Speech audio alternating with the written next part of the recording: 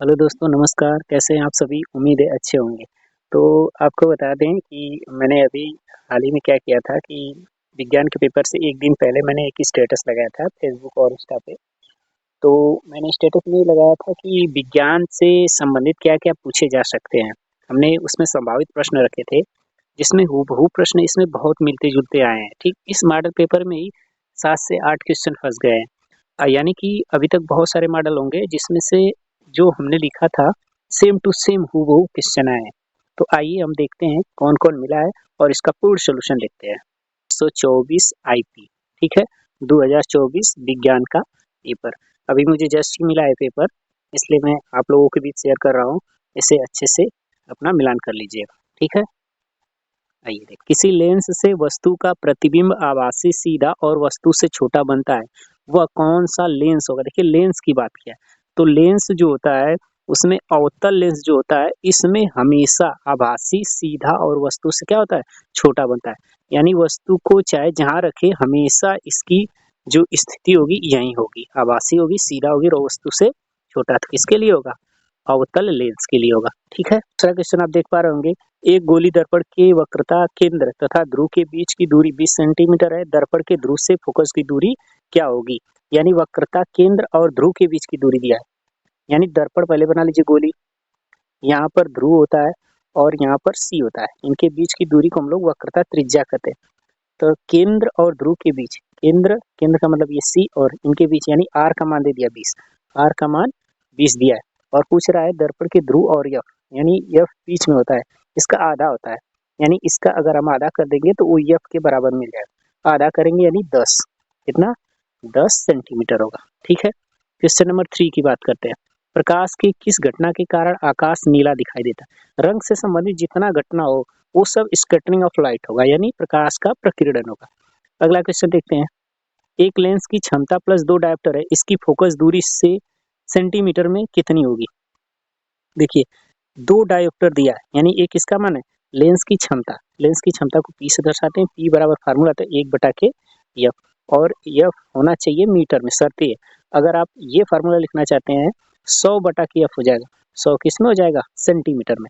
तो आप इस फार्मूला को लगाइए, चूंकि एफ का मान जो पूछा है यहाँ पर सेंटीमीटर में, तो पी का मान दे दिया 2, यानी यहाँ पर पी की जगह हम 2 रख देंगे, बराबर 100/k एफ, और 50 बार में कट जाएगा।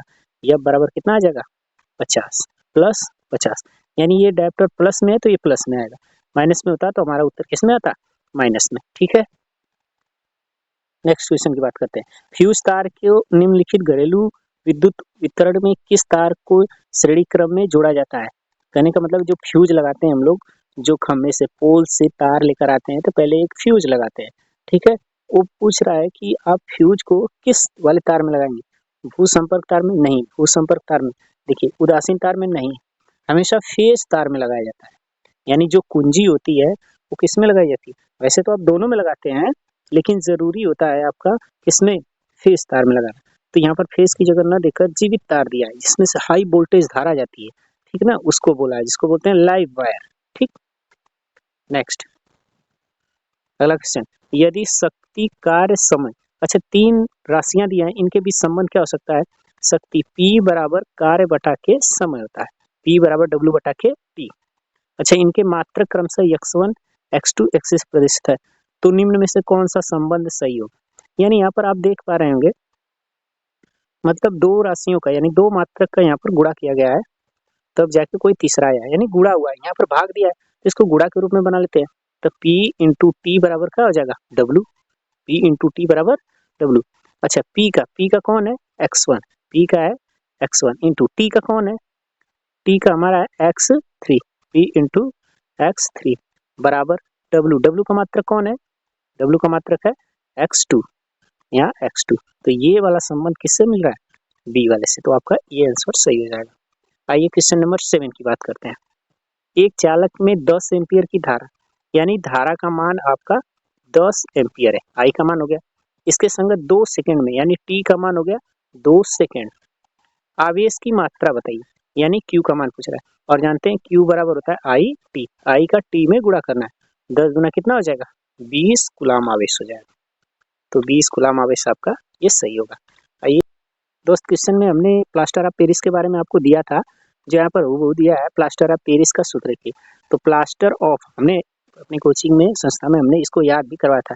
प्लास्टर ऑफ पेरिस को हाफ के रूप में याद करना। हाफ किस में लगा? आप किसी में नहीं लगाया, इसमें लगा, ये सूत्र सही हो गया आपका। प्लास्टर ऑफ पेरिस यानी प्लास्टर ऑफ पेरिस। ठीक, नेक्स्ट क्वेश्चन, पीएच मान 8.5 वाला विलयन होगा। अगर विलयन का पीएच मान 7 है तो वो विलयन उदासीन होगा, जैसे जल।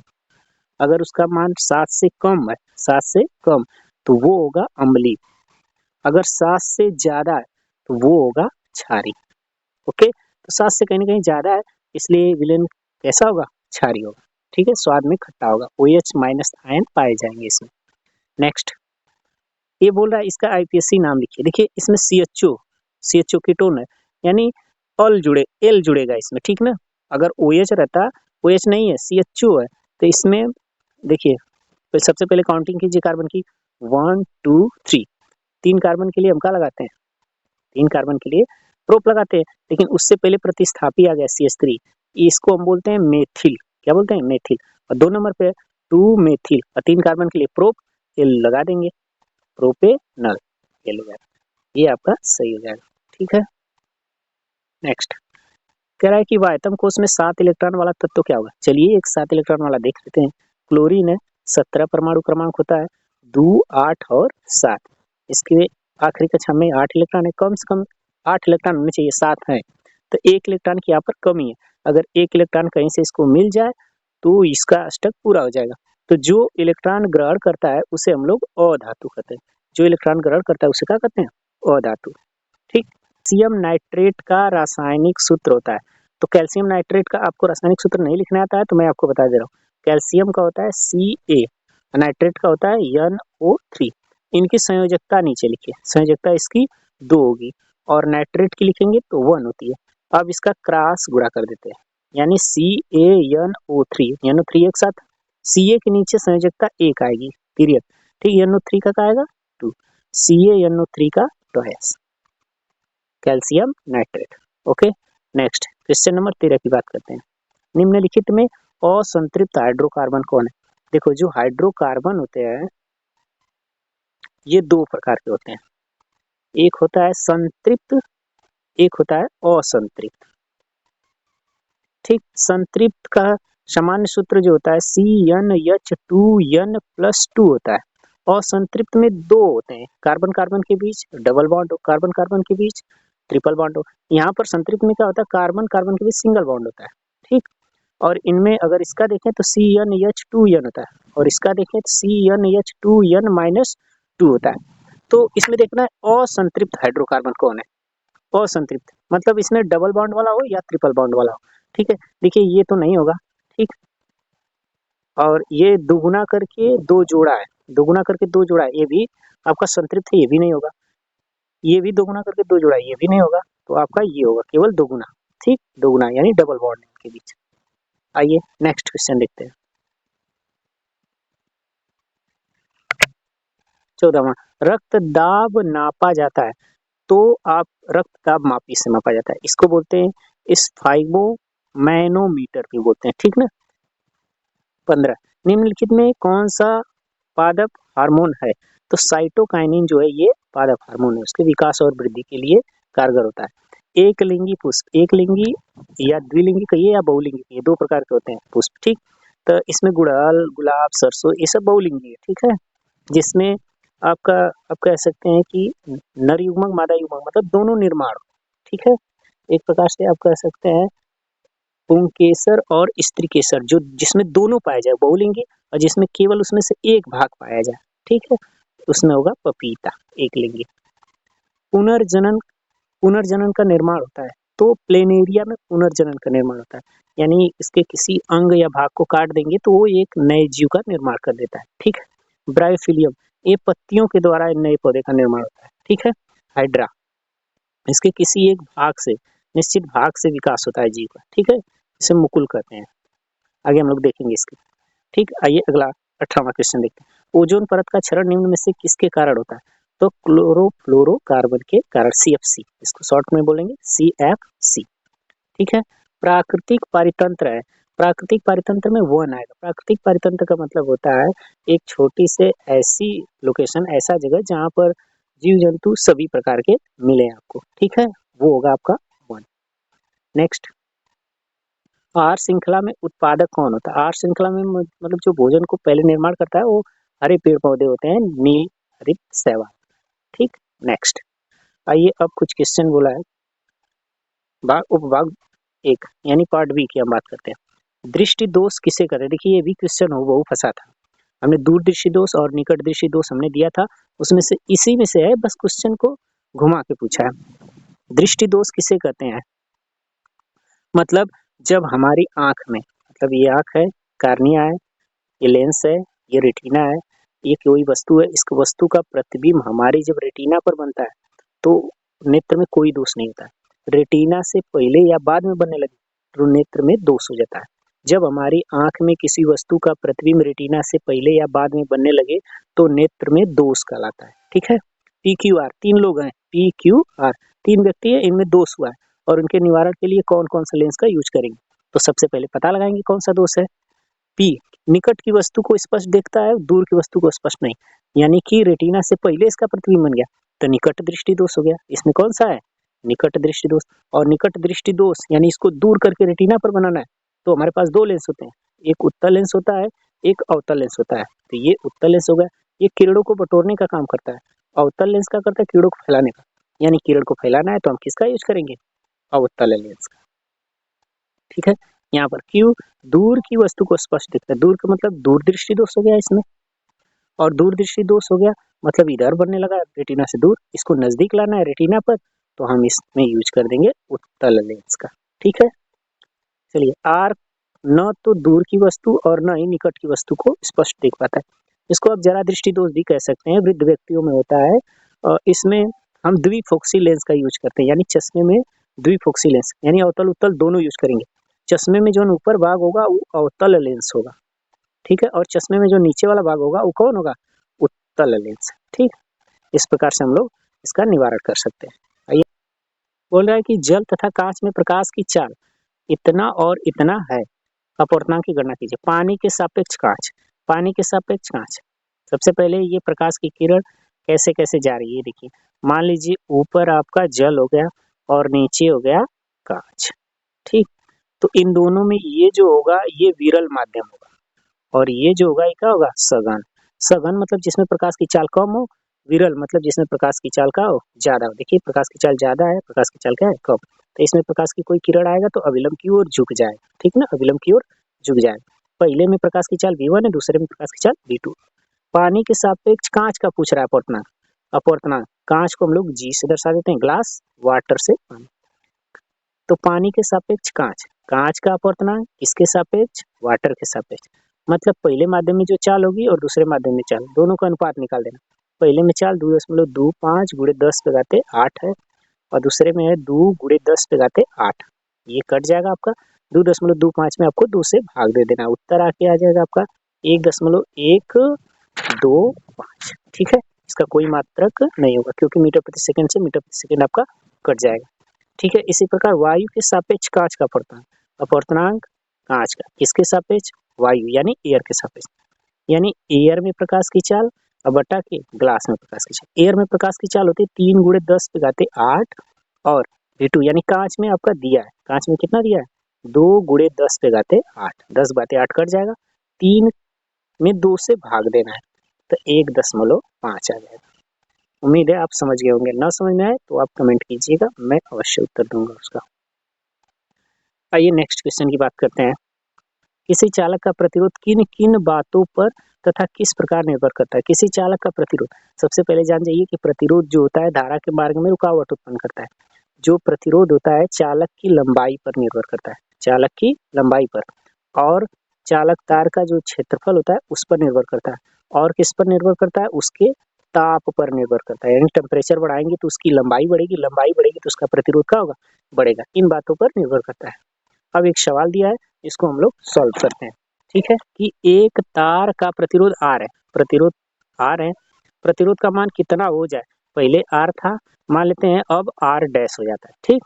पहले प्रतिरोध क्या था? R था, R डैश मतलब कितना हो जाए कि उसी पदार्थ के तार की लंबाई, मतलब पहले लंबाई L रही होगी, अब 2 गुनी हो जाती है, यानी लंबाई कितनी हो जाए 2 गुनी, तथा त्रिज्या आधी हो जाए, यानी पहले त्रिज्या R रही होगी, अब त्रिज्या कितनी हो जाती है आधी। ठीक है, आइए इसको हल करते हैं बारी बारी से। तो इसके लिए अगर समीकरण हम जानेंगे तो R समानुपाती आप जानते हैं L बटा के A, R बराबर समानुपाती चिन्ह हटाएंगे रो L बाई A हो जाएगा। अगर रो का मान निकालना चाहेंगे तो R A बटा के का हो जाएगा L हो जाएगा। इस तरफ निकालते हैं, देखिए तो R डैश है, R डैश समानुपाती L बटा के A, यानी कि डायरेक्ट हम इसको फार्मूला रखते हैं रो बराबर R A बटा के L, R यहाँ R का मान कितना है R डैश है, R डैश गुणे ए की जगह हम क्या रख देते हैं ए डैश, इसका क्षेत्रफल हम मान लेते हैं ए डैश, इसका क्षेत्रफल क्या है ए है, और बटा के यल, इसकी लंबाई यल थी, इसकी लंबाई कितनी है 2 यल। ठीक, अच्छा ए की जगह हम क्या लिख सकते हैं पाई आर स्क्वायर लिख सकते हैं, क्योंकि क्षेत्रफल का सूत्र होता है पाई आर स्क्वायर। तो रो बराबर R dash pi R square, और आर का मान है कितना आर बटा के 2 है, इसका स्क्वायर पूरे के बटा के 2 यल। ठीक, और यहाँ भी वही कर सकते हैं रो बराबर आर ए की जगह पाई आर स्क्वायर कर सकते हैं बटा के यल।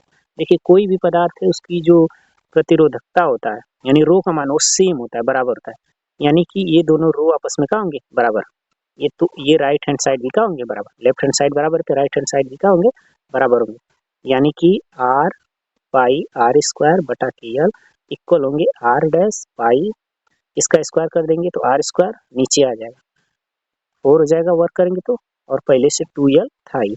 ठीक है, हमको आर डैश का मान चाहिए, यानी कितना प्रतिरोध हो जाएगा, तो पाई आर स्क्वायर से पाई आर स्क्वायर कट गया, यल से आपका यल कट गया, इधर बच गया आर बराबर इधर बच गया आर डैश अपान कितना हुआ 4 इंटू 8 हो गया। ठीक, इधर आ जाएगा, यानी आर डैश बराबर हो जाएगा 8 आर, यानी पहले जितना प्रतिरोध था उसका क्या हो जाएगा 8 गुना हो जाएगा। ठीक है, 8 गुना हो जाएगा। निम्नलिखित नियमों का उल्लेख नामांकित चित्र की सहायता से कीजिए, निम्नलिखित की सहायता से भौतिक राशियों की दिशा भी ज्ञात कीजिए। देखिए ये भी क्वेश्चन हो बहु फंसा था, फ्लेमिंग के लेफ्ट और राइट हैंड रूल हमने उसमें दिया था। फ्लेमिंग के बाएं हाथ का नियम, फ्लेमिंग के मतलब दक्षिण हस्त अंगुष्ठ नियम, तो फ्लेमिंग के बाएं हाथ का नियम देखते हैं। फ्लेमिंग के बाएं हाथ का नियम के लिए सबसे पहले फिगर बनाइए आप। ठीक है, इसमें ये अंगूठा होता है, ये तर्जनी होती है और ये मध्यमा होती है, 3 अंगुलियों को है। मतलब इसमें अगर नियम लिखना होगा तो आप लिखेंगे इस प्रकार, अपने बाएं हाथ के तर्जनी तर्जनी हो गया, मध्यमा अंगूठा को इस प्रकार फैलाएं कि ये परस्पर लंबवत हो, मतलब 90 डिग्री पर होना चाहिए। ठीक है, इस प्रकार इनके बीच और इनके बीच और इनके बीच सबके बीच 90 डिग्री का कोण बनाओ, तो उसमें जो तर्जनी होगी बी को दर्शाएगी एवं जो मध्यमा होगी धारा आई को दर्शाएगी, तो अंगूठा चालक पर लगने वाला बल की दिशा को दर्शाएगा। विद्युत मोटर जो होता है इसी सिद्धांत पे आपका कार्य करता है। आइए दक्षिण हस्त अंगुष्ठ नियम जानते हैं, यानी दाएं हाथ का अंगूठा का नियम। दाएं हाथ का अंगूठा का नियम ये कहता है कि मान लीजिए इसमें चुंबकीय यानी चुंबकीय क्षेत्र बी की दिशा हम लोग ज्ञात करते हैं। बी की दिशा अगर अंदर की तरफ है तो हम लोग डॉट से दिखाएंगे, बी की दिशा अगर मतलब बाहर की तरफ है तो डॉट से दिखाएंगे, और क्रॉस से दिखाएंगे जब वह अंदर की ओर रहेगा। तो किसकी दिशा बी की दिशा, चुंबकीय क्षेत्र की दिशा।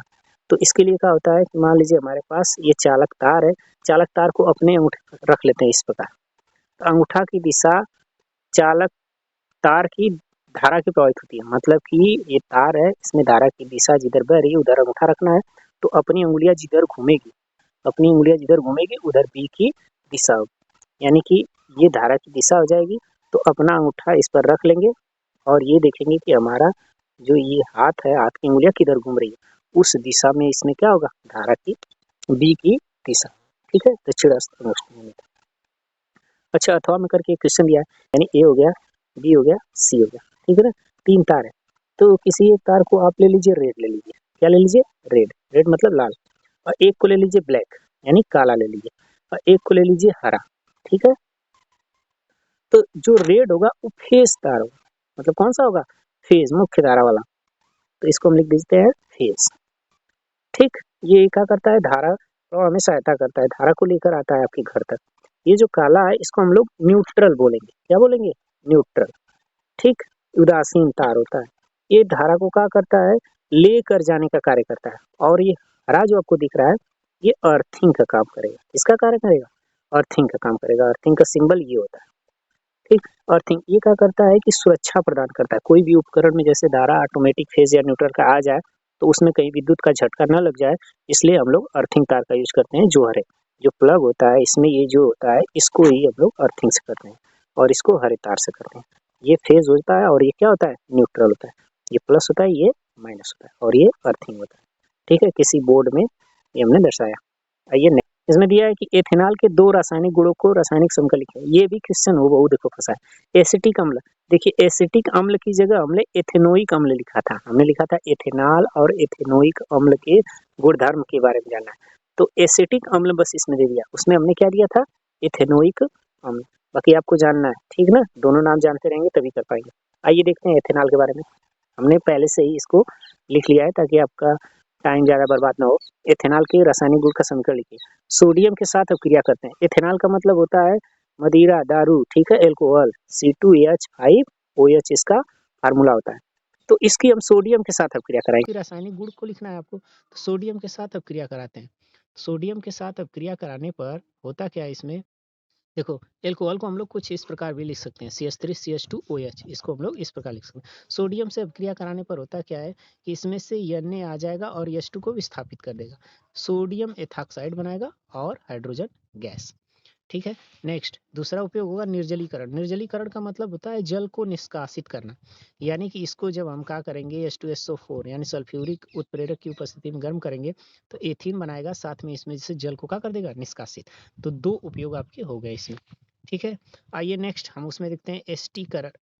एसिटिक अम्ल यानी इसी को बोलते हैं एथेनोइक अम्ल। इसमें भी दो करना था आपको, मतलब दो समीकरण देने थे। एक इसका उपयोग है एस्टीकरण में, एक क्षार से क्रिया। दो ठो रासायनिक समीकरण आप दिखा सकते हैं।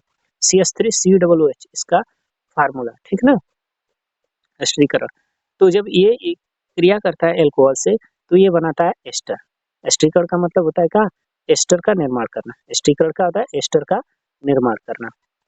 नेक्स्ट, क्षार के साथ अपक्रिया यानी CH3COOH यानी एसिटिक अम्ल जिसको एथेनोइक अम्ल बोलते हैं। अगर इसकी अपक्रिया किसी क्षार से कराते हैं तो सोडियम एसिटेट बनता है, इसके साथ साथ जल का निर्माण होता है। ठीक है, आइए सर, द्विअपघटन अपक्रिया, इसको हम लोग द्विविस्थापन अपक्रिया के नाम से भी जान सकते हैं। द्विविस्थापन, द्विविस्थापन, डबल डिकम्पोजिशन रिएक्शन। इसमें होता क्या है कि आयनों के आदान प्रदान से यौगिकों यानी उत्पादों का निर्माण होता है। जैसे एक अम्ल ले लीजिए HCl और एक क्षार ले लीजिए NaOH। इसको आयनों में तोड़ दीजिए, पहला प्लस होता है दूसरा माइनस, पहला प्लस होता है दूसरा क्या होता है? माइनस। ये बनेंगे कैसे? HOH के साथ जुड़ेगा, Cl जो है किसके साथ? माइनस का। तो बन जाएगा NaCl प्लस OH और H मिलकर क्या हो जाएंगे? H2O। तो लवण और क्या बना दिए? जल आपका बना दिए। ठीक ना? तो ये द्विविस्थापन अपक्रिया थी। उदासीनीकरण अपक्रिया क्या होती है? उदासीनीकरण भी यही आप लिख सकते हैं, अम्ल और क्षार दोनों मिलके लवण एवं जल का निर्माण करते हैं, जिसे हम लोग कहते हैं उदासीनीकरण अभिक्रिया। इसका उदाहरण आप यहीं दे सकते हैं। पर टिप्पणी लिखिए, दो नंबर का है, 3 ठो है। पीएच मान, पीएच मान क्या होता है? पीएच मान से किसी विलयन की, मतलब पावर ऑफ हाइड्रोजन होता है फुल फॉर्म। सोरेनसन ने इसकी खोज की थी। पीएच वैल्यू, किसी भी विलयन का पीएच मान ये दर्शाता है कि विलयन अम्लीय है या क्षारीय है या उदासीन। तो उसकी पता लगा सकते हैं उसकी प्रकृति के बारे में। ऑक्सीकरण का मतलब होता है ऑक्सीडेशन, यानी ऑक्सीजन जुड़ना। ऑक्सीडेशन हुआ, ठीक ना? ऑक्सीजन जुड़ना, ऑक्सीजन जिसमें वृद्धि हो और हाइड्रोजन की क्या हो? कमी। ऐसी अपक्रिया जिसमें ऑक्सीजन की वृद्धि और हाइड्रोजन की कमी, जैसे यस प्लस O2 बराबर क्या हो जाएगा? SO2। देख लीजिए ऑक्सीकरण हो गया यस का, मतलब इसमें ऑक्सीजन जुड़ रहा है। दहन अपक्रिया का होता है, दहन अपक्रिया का मतलब जितने भी जलनशील, दहन अपक्रिया, दहन अपक्रिया का होता है जितने भी जलने वाले पदार्थ हैं वो वायु की उपस्थिति में जलते हैं और क्या देते हैं? उष्मा देते हैं। तो उसे हम कहते हैं दहन अपक्रिया। जैसे आप ले लीजिए कार्बन और ऑक्सीजन की उपस्थिति में जब अपक्रिया करेंगे तो CO2 बनाएंगे, बहुत सारी उष्मा भी देंगे। ठीक है, दहन अपक्रिया वायु की उपस्थिति में ये क्या होते हैं? जलते हैं। ये क्या होती है? उष्माक्षेपी अपक्रिया होती है। दहन अपक्रिया क्या होती है? उष्माक्षेपी अपक्रिया। कोयले का, लकड़ी का, ये सब जलना, ये सब का है दहन अपक्रिया। अगला दिया ब्लीचिंग पाउडर का जल शोधन में उपयोग लिखिए। जल शोधन में इसका उपयोग लिखना है। तो इसका फार्मूला अगर हम ब्लीचिंग पाउडर का बात करें, कैल्शियम ऑक्सीक्लोराइड होता है, CaOCl2 होता है। ठीक है, पीने के जल में, कीटाणु को मारने में, कपड़ा में, कागज उद्योग में इसके हम लोग उपयोग लिख सकते हैं। प्लास्टर ऑफ पेरिस से जिप्सम प्राप्त करना, देखिए ये भी क्वेश्चन हुबहू फंसा था और ये भी क्वेश्चन हुबहू फंसा था। संक्षारण ये भी फंसा था। ठीक है, तो आइए देखते हैं प्लास्टर ऑफ पेरिस से जिप्सम बनाना है। तो प्लास्टर ऑफ पेरिस को हम क्या करते हैं, गर्म करते हैं। CaSO4 हाफ H2O होता है। ठीक, इसमें हम क्या करते हैं, जल का 1.5 अणु जो होता है, मतलब 1/2 H2, जैसे ही मिला के हम इसे गर्म करते हैं, जिप्सम का निर्माण हो जाता है। CaSO4 2H2O होता है। ये आपका जिप्सम है, ये plaster of Paris, plaster of Paris. इसको जो हम गर्म करेंगे जल डाल के, तो ये आपका क्रिस्टल प्राप्त क्या है। तो ओजोन, सूर्य से जितनी भी आने वाली किरणें हानिकारक, जिसमें से अल्ट्रावायलेट होती है, ठीक ना, पराबैंगनी किरण, तो उसको क्या करती है, सोख लेती है। कौन सी सोख लेती है, ओजोन, यानी O3 होता है। O3 का निर्माण कैसा होता है, जैसे ऑक्सीजन है, ठीक, ऑक्सीजन परमाणु है, ये अगले ऑक्सीजन से मिलकर क्या बनाएगा, O2 बनाएगा। अब ये O2 अगले O से जब रिएक्ट करेगा तो O3 यानी ओजोन का निर्माण करेगा। ठीक है, कहने का मतलब है O रहता है O2, जब इससे पराबैंगनी किरण पड़ती है तो ये O प्लस O में टूट जाता है, फिर अगला O2 से ये O आके क्या होता है, रिएक्ट कर जाता है, तो O3 बनाता है। तो ओजोन क्या है, ये क्या करता है, सूर्य से आने वाली जो अल्ट्रावायलेट किरण है उसको सोख लेता है, यानी पृथ्वी पर इसे पहुंचने से रोकता है, क्योंकि अल्ट्रावायलेट एक हानिकारक किरण रहते हैं। पारितंत्र को किस प्रकार प्रभावित होने से प्रभावित करती है, तो पृथ्वी जो है परितंत्र की सुरक्षा एक छतरी की कार्य की तरह करती है, ठीक ना, जो ओजोन लेयर होती है, यही बचाती है उसे। खाद्य श्रृंखला तथा खाद्य जाल को उदाहरण सहित समझाना है आपको। तो खाद्य श्रृंखला को हम बात करें अगर, तो विभिन्न प्रकार के जीवों का रेखीय प्रक्रम होता है, जिसके द्वारा भोजन का संश्लेषण एवं खाए जाने की प्रक्रिया के फलस्वरूप ऊर्जा का प्रवाह होता है। किसमें, खाद्य श्रृंखला में। अगर हम बात करें खाद्य जाल की, तो किसी एक पारिस्थितिक तंत्र में परस्पर संबंध खाद्य श्रृंखलाओं को एक साथ खाद्य जाल कहा जाता है। ठीक है, आइए नेक्स्ट क्वेश्चन 10वां, निम्नलिखित पर संक्षिप्त टिप्पणी लिखना है। कायिक प्रवर्धन, कायिक प्रवर्धन क्या होता है, कुछ पौधे ऐसे होते हैं जिनमें नए पौधे का निर्माण करना है, तो उसके कायिक भाग, जैसे जड़ हो गया, तना हो गया, पत्ती हो गया, इनसे हम लोग नए पौधे का निर्माण करते हैं, तो उसे हम कहते हैं कायिक प्रवर्धन। जड़ से अगर बात करेंगे तो डहेलियां ले सकते हैं, इसका उदाहरण क्या ले सकते हैं, डहेलियां। तना की बात करेंगे तो इसमें आलू और अदरक ले सकते हैं, आलू और अदरक ले सकते हैं। पत्ती की बात करेंगे तो ब्रायोफिलियम की पत्ती ले सकते हैं, ब्रायोफिलियम की पत्ती। ठीक है, ब्रायोफिलियम की पत्ती।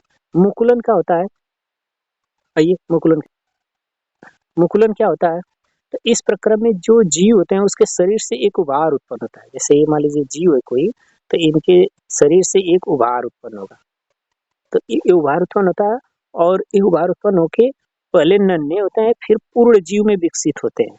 ठीक है, तो इसी को हम लोग मुकुलन कहते हैं। इसमें एग्जाम्पल में हाइड्रा आ सकता है और ईस्ट आ सकता है। तो हाइड्रा जैसे मान लीजिए ये है, तो इसमें एक जगह उभार आएगा, इसी को हम लोग बडिंग बड कहते हैं, यानी मुकुल कहते हैं। क्या कहते हैं, मुकुल। यहाँ से ही विकसित होगा और धीरे धीरे बड़ा होकर ये अलग से जीव का निर्माण कर लेगा। ठीक है, ये समझ गए होंगे। नेक्स्ट 11 का आप देख सकते हैं, मानव मस्तिष्क की रचना क्रिया विधि को समझाना है और परितंत्र में ऊर्जा प्रवाह का सचित्र वर्णन करना है। जो स्क्रीन पे आपको देख रहा है, इन दोनों का आंसर आप लिख सकते हैं। ठीक है, तो इसे अच्छा से आप लोग अपना मिलान कर लीजिएगा और अपने दोस्तों को इसे शेयर कीजिएगा ताकि वो भी अपना देख ले। और मैंने सिलेबस स्टार्ट कर दिया है कक्षा 10 का, और आप अपने दोस्तों को, साथियों को, रिलेशन में जितने भी है उनको शेयर कीजिए ताकि उन तक ये वीडियो अच्छे से पहुंच सके। मिलते हैं अगले वीडियो में, तब तक के लिए धन्यवाद।